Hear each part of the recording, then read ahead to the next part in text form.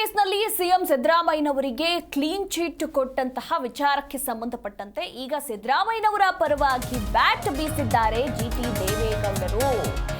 ಮೂಡಾ ಕೇಸಲ್ಲಿ ಸಿಎಂಗೆ clean chit ವಿಚಾರಕ್ಕೆ ಸಂಬಂಧಪಟ್ಟಂತೆ ಸಿದ್ದು ಪರ ಜಿಟಿ ದೇವೇಗೌಡರು ಬ್ಯಾಟ್ ಬೀಸಿದ್ದಾರೆ. ಎಫ್ಐಆರ್ ಆದ ಕೂಡಲೇ ಸಿಎಂ ರಾಜೀನಾಮೆ ಕೇಳ್ತಿದ್ರು. ಈಗ ನೋಡಿ ಆರೋಪಕ್ಕೆ ಸಾಕ್ಷಿ ಇಲ್ಲ ಎಂದ ಜಿಟಿಡಿ. ಸಿದ್ದರಾಮಯ್ಯರ ಭವಿಷ್ಯ ಮತ್ತು ಅದೃಷ್ಟ ಗಟ್ಟಿಯಾಗಿದೆ. ಅವರಂತ ಅದೃಷ್ಟ ರಾಜಕಾರಣಿ ಇನ್ನೊಬ್ಬರಿಲ್ಲ ಅಂತ ಜಿಟಿ ದೇವೇಗೌಡರು ಹೇಳಿಕೆಯನ್ನ ಕೊಟ್ಟಿದ್ದಾರೆ. ಇನ್ನು ಸಿದ್ದರಾಮಯ್ಯ 1983ರಲ್ಲಿ ಅದೃಷ್ಟದಿಂದ ಶಾಸಕರಾದ್ರು. ಡಿಕೆ ಸಿಎಂ ಆಗಬೇಕಾದ್ರೆ ಸಿದ್ದರಾಮಯ್ಯ ಬೆಂಬಲ ಬೇಕು. 10 ಮಂದಿ ಶಾಸಕರನ್ನ ಇಟ್ಟುಕೊಂಡು ಸಿಎಂ ಆಗೋದಕ್ಕೆ ಸಾಧ್ಯ ಇಲ್ಲ ಅಂತ ಇದೇ ಸಂದರ್ಭದಲ್ಲಿ ಮೈಸೂರಿನಲ್ಲಿ ಸಿದ್ದು ಪರ ಜಿಟಿ ದೇವೇಗೌಡರು ಬ್ಯಾಟ್ ಬೀಸಿದ್ದಾರೆ.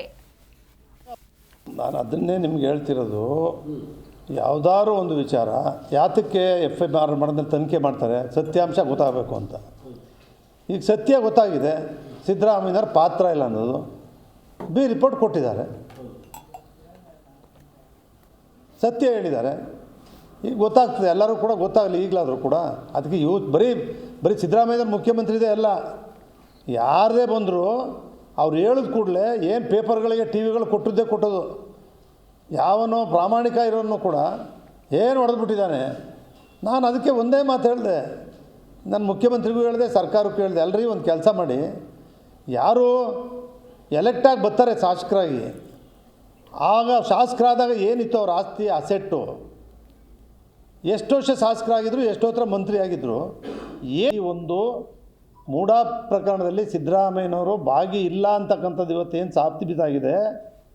ಈ ವಿಚಾರವಾಗಿ ರಾಜೀನಾಮೆ ಕೊಡಿ ಅಂತ ಹೇಳ್ತಕ್ಕಂಥದ್ದು ಸರಿಯಲ್ಲ, ಸರಿಯಾಗಿರಲಿಲ್ಲ. ಇದನ್ನೇ ಒಂದು ವರ್ಷ ಆಗಿರಬೇಕೀಗ, ನನಗೆ ಗೊತ್ತಿಲ್ಲ ಟೈಮ್ ಎಷ್ಟು ಅಂತೇಳಿ. ಹಾಂ, ನಾನು ಹೇಳ್ದಲ್ಲ, ಇದು ಪ್ರಾರಂಭ ಆಗಿದ್ದು. ಹಾಂ, ಹೆಚ್ಚು ಕಡಿಮೆ 10 ತಿಂಗಳ ಕಾಲ ಬರೀ ಇದನ್ನೇ ಕೂತ್ಕೊಂಡು ಟಿ ವಿ ಮಾಧ್ಯಮದಲ್ಲೆಲ್ಲವೂ ಕೂಡ ನಮ್ಮ ಲೀಡ್ರ್ಗಳು, ನಾಯಕರುಗಳು ದಿನ ಇದು ಬಿಟ್ಟರೆ ನಮ್ಮ ಬಡವ್ರಿಗೆ ಏನು ಕಷ್ಟ ಇದೆ, ಬಡವ್ರಿಗೆ ಎಷ್ಟು ಜನಕ್ಕೆ ಪೆನ್ಷನ್ ಇಲ್ಲ, ಎಷ್ಟು ಜನ ಮನೆ ಇಲ್ಲ, ಎಷ್ಟು ಜನ ಊಟಕ್ಕಿಲ್ಲ, ಸರ್ಕಾರ ಕೊಟ್ಟರು ತಲುಪ್ತಾ ಇಲ್ಲ. ಯಾವುದೇ ಪ್ರಭಾವ ಮಾಡ್ತಕ್ಕಂಥ ದೊಡ್ಡ ಇದೇನಾಗಿದೆ, ಅದು ಏನಾಗಿದೆ ದೊಡ್ಡದು, ಜಮೀನು ತಗೊಂಡಿದ್ದಾನೆ, ಪ್ರೋಸೆಸ್ ತಪ್ಪಾಗಿರ್ಬೋದು, ಸೈಟು ಇನ್ನೊಂದು ಜಾಗದಲ್ಲಿ ಕೊಡಬೋದು, ಈ ಜಾಗದಲ್ಲಿ ಕೊಟ್ಟಿರ್ಬೋದು, ವಿತ್ಡ್ರಾ ಮಾಡಿ ವಾಪಸ್ಸೇ ಕೊಟ್ಬಿಟ್ಟಿದ್ದಾರೆ. ಮೊದಲೇ ಕೊಡಬೇಕಿತ್ತು, ಲೇಟಾಗಿ ಕೊಟ್ಟವ್ರೆ. ಭಾರಿ ಯಾವುದಾದವ್ರೆ ಅವ್ರ ಹೆಂಡತಿ ಹೆಸರಿಗೆ ಅವ್ರ ತಮ್ಮ ಬರೆದಿದ್ದ, ಎಲ್ರಿಗೂ ಗೊತ್ತು. ಅಮ್ಮ ಪಾರ್ವತಮ್ಮ ಅನ್ನೋದು ನಾನೇ ಹೇಳಿದೆ ಓಪನ್ ಆಗಿ. ನಾವು 25 ವರ್ಷ ಇದ್ದರೂ ಅವರೊಂದು ಹಬ್ಬದ ಕಾರ್ಯಕ್ರಮ ಅಲ್ಲಿ ಯಾವುದಕ್ಕೂ ಈಚೆ ಬಂದವರಲ್ಲ. ಈ ಬಾರಿ ವರ್ಣ ಚುನಾವಣೆಗೆ ಬಂದಿರ್ಬೋದು. ಸಿದ್ದರಾಮಯ್ಯನವರು ನಿಮಗೆ ಗೊತ್ತಿರಲಿ, ಕಳೆದ 5 ವರ್ಷದಲ್ಲಿ ಸಿದ್ದರಾಮಯ್ಯನವರು ಲೋಕಸಭಾ ಚುನಾವಣೆ ಆದಾಗ ಅವ್ರು ಇಳಿಬೇಕು, ಇಳಿದೋಯ್ತಾರೆ ಅಂತ ಜನ ತೀರ್ಮಾನ ಮಾಡಿದರು. ಲೋಕಸಭೆಯಲ್ಲಿ ಅವ್ರು ಇಳಿಲಿಲ್ಲ, ಅಲ್ಲೇ ಡೆಲ್ಲಿನಲ್ಲೇ ಬಿದ್ದೋಗ್ಬಿಡ್ತು ಕಾಂಗ್ರೆಸ್ಸು. ಇವ್ರು ಗಟ್ಟಿಯಾಗೇ ಉಳ್ಕೊಂಡ್ರು.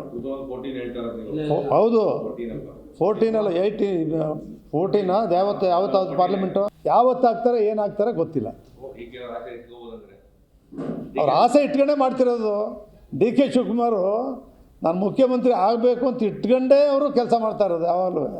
ಅದರಿಂದ ಸಿದ್ದರಾಮಯ್ಯನವರು ಕೂಡ DK ಮುಖ್ಯಮಂತ್ರಿ ಆಗಬೇಕಾದ್ರೆ ಸಿದ್ದರಾಮಯ್ಯನವ್ರ ಬೆಂಬಲನೂ DK ಅವ್ರಿಗೆ ಬೇಕು, DK ಅವ್ರ ಬೆಂಬಲನೂ ಸಿದ್ದರಾಮಯ್ಯವ್ರಿಗಿತ್ತು.